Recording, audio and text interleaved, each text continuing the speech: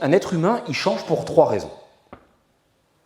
Raison numéro 1, imaginez qu'il est assis dans son canapé, vous allez lui mettre une grosse carotte. Mais il faut une méga carotte, d'accord? Il faut vraiment un truc qui te prenne aux tripes pour te lever. 2% des cas. Et le problème, c'est qu'à force de te mettre des carottes, au bout d'un moment, tu n'en as plus envie des carottes. Deuxième cas.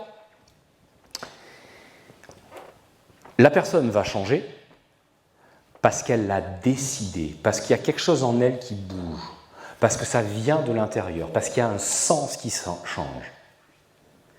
Ça, ce qui est assez génial, c'est que ça a une force monstrueuse. C'est ce qu'on va appeler la motivation endogène, interne. C'est d'elle dont on va parler. C'est du sens. Malheureusement, 2-3% des cas. Et les gens qui viennent en cabinet, en règle générale, c'est 95% du reste. C'est quand vous faites brûler le canapé.